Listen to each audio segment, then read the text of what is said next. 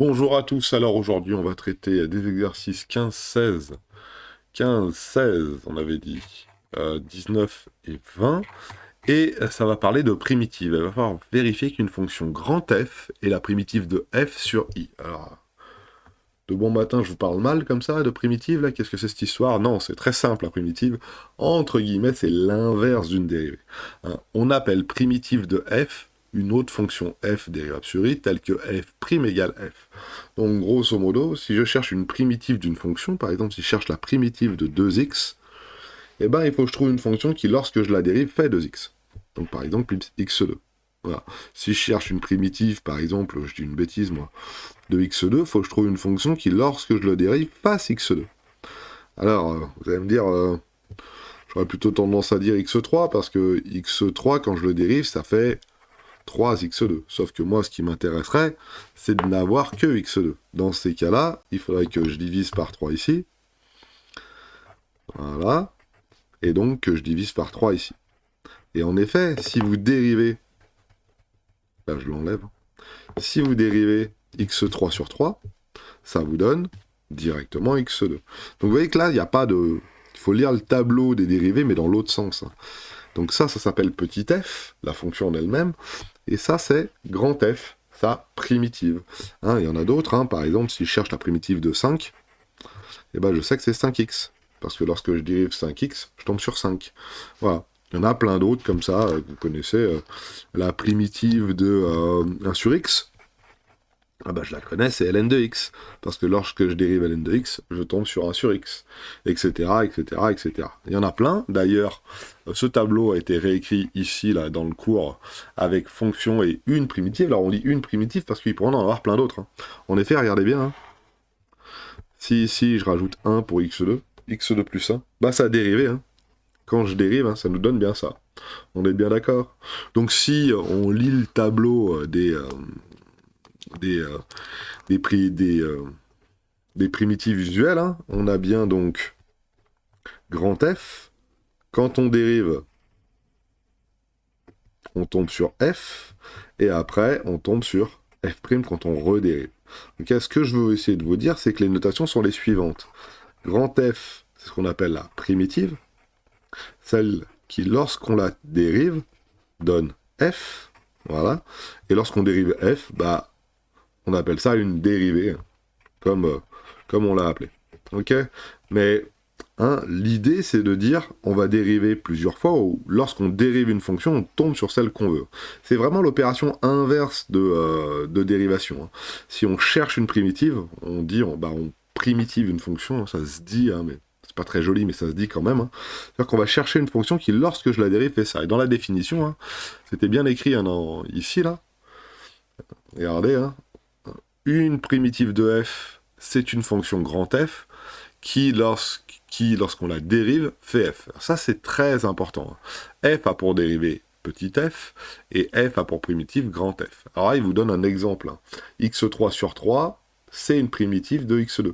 Parce que lorsque je dérive x3 sur 3, ça fait donc 3x2 divisé par 3, les 3 se simplifient, il ne me reste plus que le x2, ça fait bien f de x.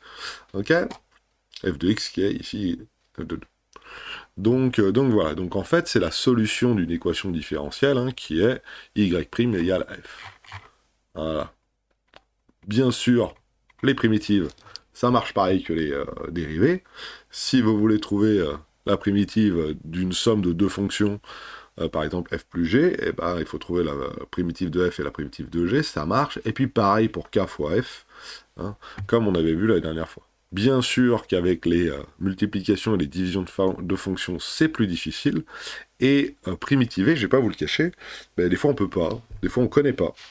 Des fois c'est vraiment ce qu'on appelle impropre. Donc il n'existe pas de fonction qui. On pourrait hein, la dessiner, la fonction qui pourrait être une primitive de, mais on peut pas l'exprimer de manière algébrique. C'est vraiment pas le truc le plus évident à faire. C'est pas calculatoire direct comme on fait avec une dérivée. Hein. Prendre la dérivée, on peut toujours calculer sa dérivée. Bon, excusez-moi. Si c'est dérivable, on peut calculer sa dérivée. Et là, pour une primitive, c'est pareil. On n'est pas sûr qu'on puisse la primitiver. Bon. À l'intérieur de notre exercice là, ça sera forcément le cas. On va toujours y arriver. Mais Rappelez-vous que cette opération qui est de primitiver, hein, trouver la fonction qui, lorsque je la dérive, fait f, et ben c'est pas si évident que ça. Donc voilà, il faut se souvenir de ça. Hein. Quand je prends grand F, si je dérive, voilà, ici, petit f, c'est ça primitiver. Primitiver, c'est trouver une primitive de. Alors, on va pas vous demander tout de suite de trouver des primitives 2. Hein. On va vous dire, est-ce que les deux fonctions sont primitives l'une de l'autre, ou est-ce que f est la primitive de g, ou est-ce que g est la primitive de f, etc., etc., etc., et on va essayer de voir ce qu'il en est. Alors, je tourne la page, et on va regarder un petit peu le 15, qui est quelque chose de très simple, hein, et ils nous disent, vous avez f de x qui est égal à ln de x, et g de x qui est égal à 1 sur x, qui est la primitive. La question c'est, est-ce que f c'est la primitive de g ou g c'est la primitive de f? Eh bien il faut dériver f et puis il faut dériver g pour savoir si on tombe l'un sur l'autre. Si je fais f', la dérivée de ln de x, c'est 1 sur x. Et g, si je la dérive, g', c'est moins 1 sur x2. Donc on se rend bien compte que lorsque je dérive f, je tombe sur g. Donc c'est f qui est la primitive de g. Est-ce que j'ai bien dit une bêtise ou pas? Si je dérive f, je tombe sur g. Donc f, c'est bien la primitive de g.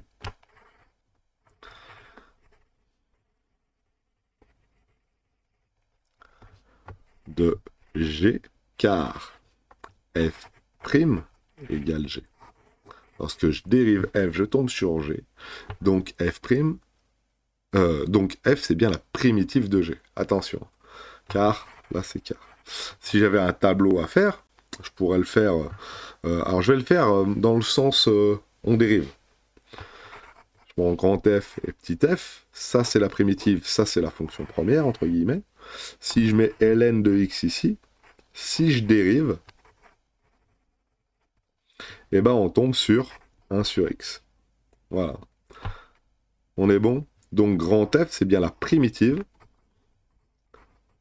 Je l'ai mis dans l'autre sens que dans le cours. Hein, pour que ça ressemble drôlement au tableau usuel des dérivés. Par exemple, hein, si je fais x2, là j'ai 2x. De x2, c'est la primitive de 2x. Voilà. 2x, c'est la dérivée de x2. Voilà. L'idée, c'est bien de dire ça. Donc, Albert Einstein, là, Joseph, il s'est planté. Hein, g, c'est pas la primitive de f sur 0 plus l'infini, c'est f qui est la primitive de g. Okay, lorsque je dérive f, je tombe sur g. Lorsque je dérive f, je tombe sur g. Donc, on a bien petit f qui est la primitive de g. Bon, très bien. Allez, la 16. On a la fonction f définie par f de x qui vaut exponentielle de 2x, parmi les fonctions ci-dessous indiquées oralement, celles qui sont les primitives de f sur r.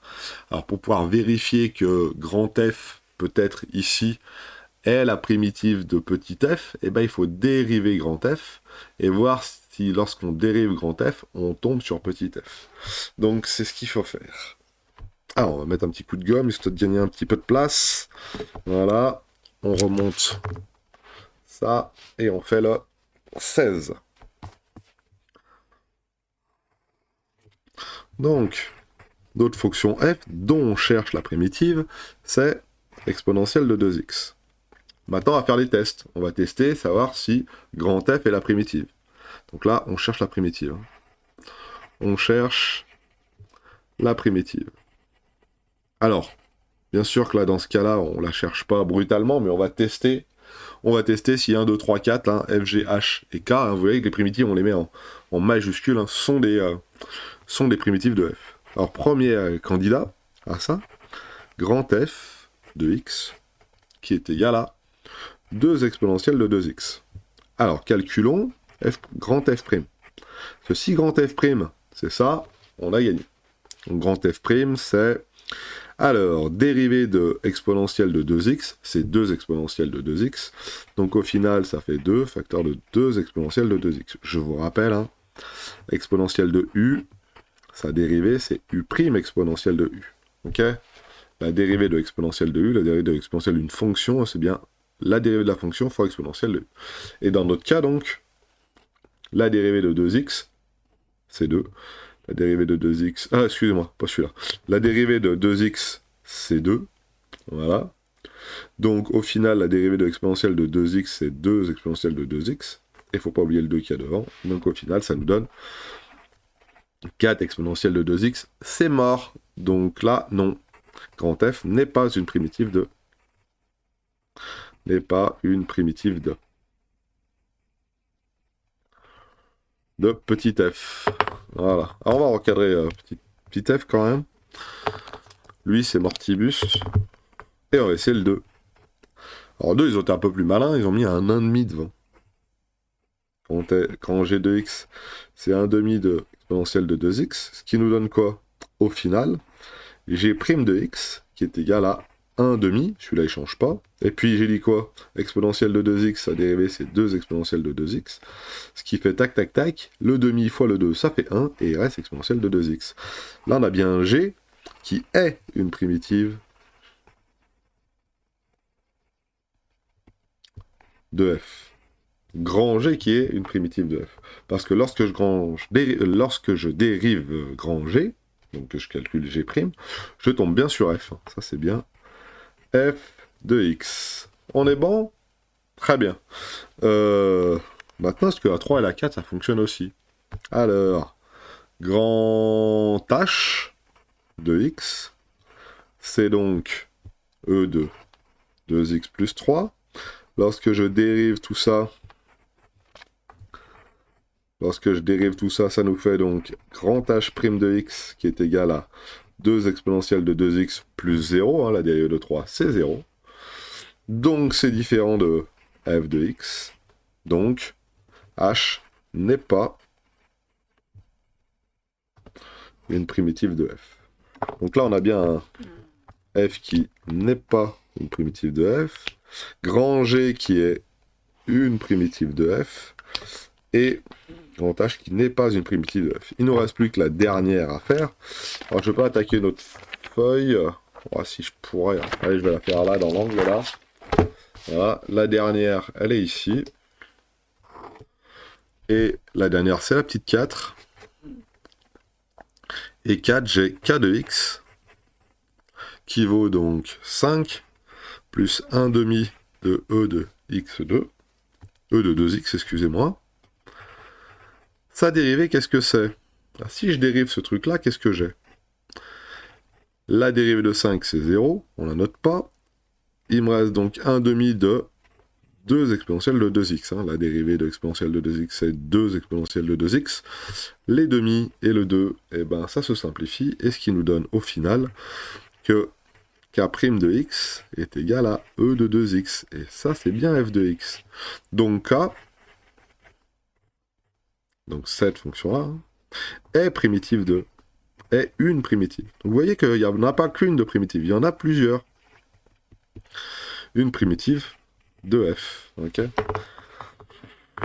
Déjà, une que vous pouvez retrouver, c'est quand vous en avez une de primitive, ce qui est intéressant, c'est que toutes celles auxquelles on rajoute une constante, plus 10, plus 20, plus 40, ça reste aussi une primitive de.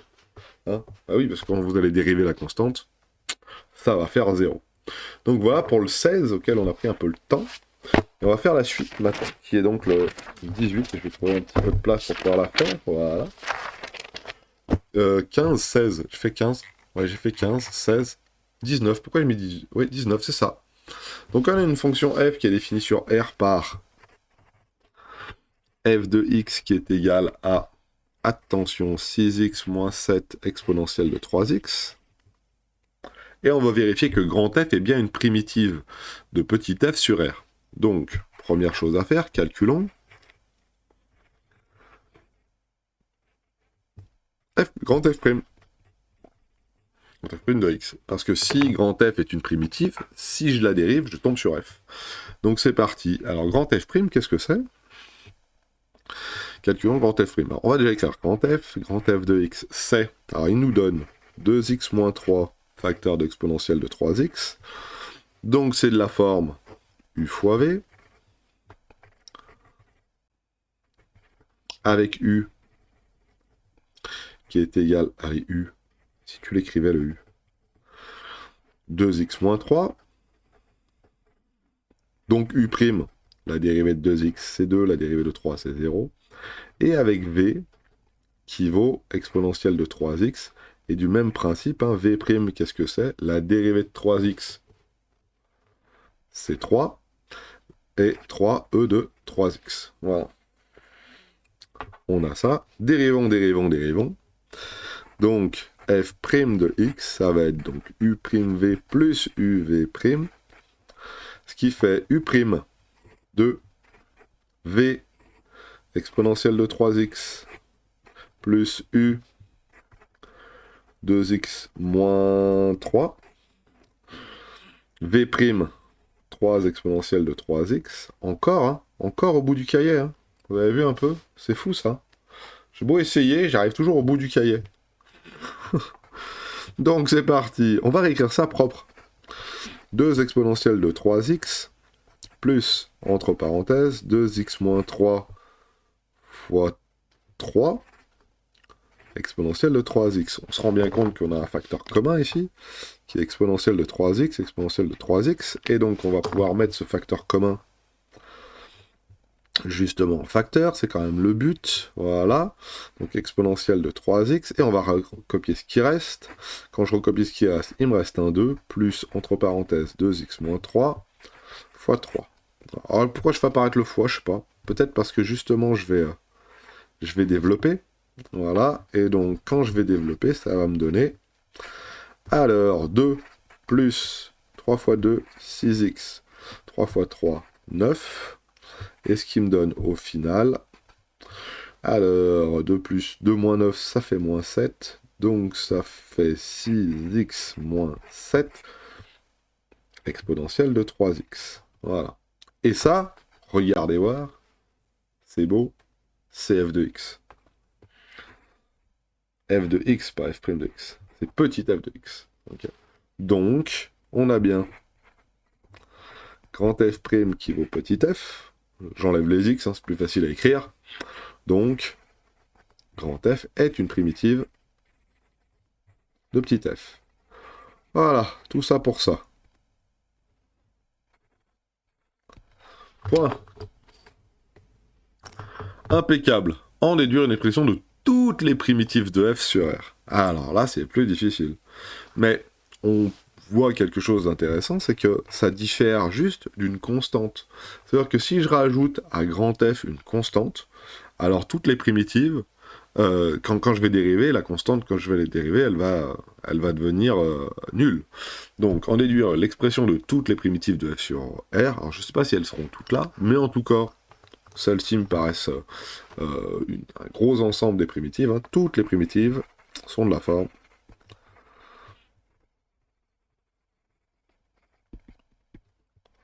de f.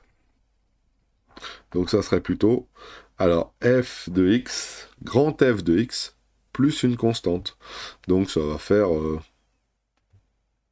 comment on va l'écrire? Allez, 2x plus 3, c'est de la forme x qui associe, je veux pas l'appeler f en fait, parce que là il n'y en a pas qu'une seule de fonctions, il y en a une infinité, plus une constante avec c qui appartient à R. Voilà. Hein. Si je dérive cette fonction-là, bah ça c'est grand F. Donc j'ai déjà vu que quand je la dérivais, ça faisait petit f de x. Et puis la dérivée de c, c'est quoi? C'est 0. Donc ça, c'est aussi une primitive de f. Donc hein, si je prends cette fonction-là, hein, grand F, hein, je lui ajoute ce que je veux. Hein. Je vais lui ajouter 8, 7, 14, moins 7, moins racine de 2. Et quand je vais la dériver, forcément, ça va être une primitive de petit f. Voilà pour ce numéro 19.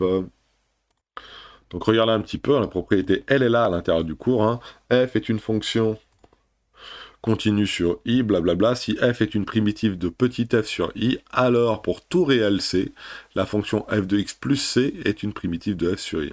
C'est normal, hein, regardez. Hein.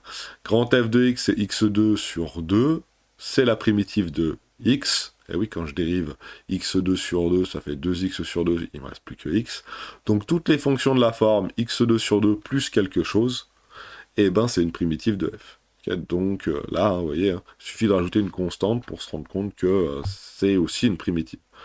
Est-ce qu'il y a la petite démo? Non, il n'y a pas la petite démo, mais c'est assez simple hein, de se rendre compte que lorsque je dérive ça là, eh ben, le petit c il va entre guillemets disparaître.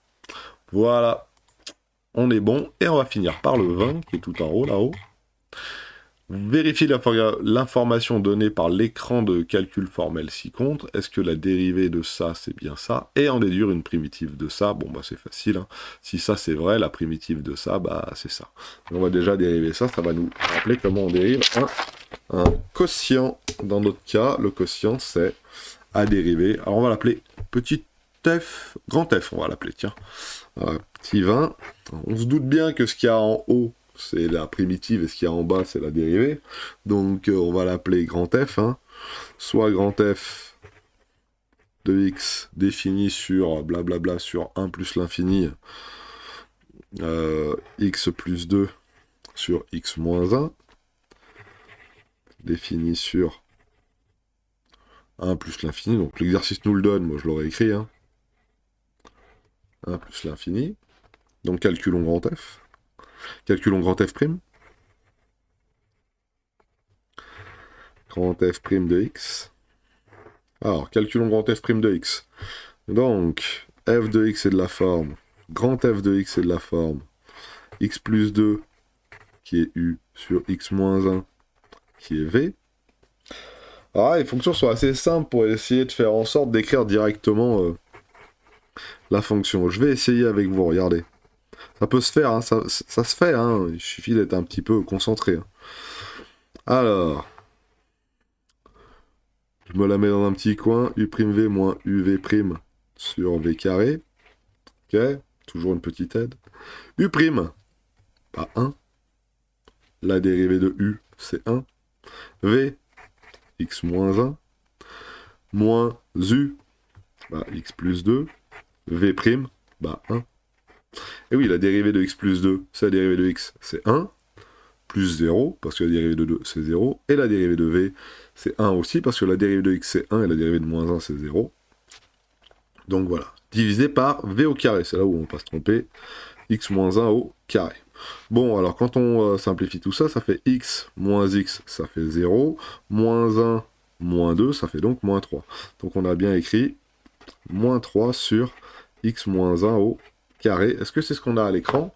Oui, c'est ce qu'on a à l'écran, ici. Vous voyez, hop, moins 3 sur x moins 1 au carré. Donc on a bien dit que la dérivée de ce truc-là, là, c'était bien ça. Ok. Donc ça, c'est le petit a.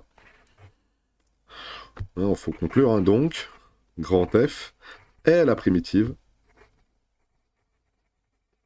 Eh non, si, c'est ça. Hein. Ouais, mais ça, c'est le petit b, ça. Ok. F' égale, grand F' égale, grand F' égale ça, là. Hein. On s'en fout, il n'y avait même pas de datation pour l'autre. C'est pas grave. Voilà. Donc, grand F est la primitive de... Donc, grand F, celle du haut, celle-ci, est la primitive de celle du bas. Donc, moins 3x moins 1 au carré. Lorsqu'on dérive celle-ci, on tombe sur elle. Donc, elle, c'est bien la primitive de L. Ok. La dérivée de L, c'est L. La dérivée de F, c'est petit f. On peut même l'appeler petit f, hein, si on veut. Hein. Petit f de x. La dérivée de grand F, c'est petit f. Et la primitive de petit f, c'est grand F. On pourrait l'appeler f', f de x, je veux dire, pas f'. Voilà pour ces exercices. Qu'est-ce qu'on peut dire? On peut dire aussi autre chose, hein, en se référant au 19, hein, que toutes les fonctions sous la forme grand F de x plus c sont les primitives de. Ok. Donc toutes les primitives de petit f sont de la forme grand F de x plus c. Alors, toutes, je suis pas sûr. Mais en tout cas, je sais que toutes ces fonctions-là, hein, grand F de x plus c, hein, avec c appartenant au réel, ça, quand on va le dériver, forcément, on va tomber là-dessus. Pourquoi? Parce que le dérivé c, ça revient à être à 0. Voilà pour ce petit exercice. L'idée est bien de comprendre la chose suivante, hein. La primitive, c'est l'inverse de la dérivée, hein. Ça veut dire que si on veut chercher une primitive, il faut que la fonction que l'on cherche, lorsqu'on la dérive, tombe sur la fonction que l'on a, hein. Il faut vraiment regarder ça comme ça, hein. On dérive dans ce sens-là, hein. L'opération dérivée comme ça, et ça c'est la primitive, et ça c'est la fonction. Voilà. Euh, c'est très important. Alors vous pouvez vous poser la question de savoir à quoi ça va servir. Allez, je vous spoil un petit peu le cours d'après. Oh, la belle fonction f. Comment est-ce que je fais pour savoir l'air qu'il y a ici? Eh bien, pour avoir l'air qu'il y a ici, il va falloir que je calcule une primitive. Voilà. Je vous en dis pas plus. Voilà. Et puis voilà. Je vous souhaite de passer une bonne journée. Puissant, hein, quand même. Prenez n'importe quelle fonction, vous calculez l'air qu'il y a entre deux valeurs de x, la courbe et l'axe des abscisses. N'importe laquelle fonction. Si vous avez la primitive, vous y arrivez. Je vous souhaite de passer une excellente journée.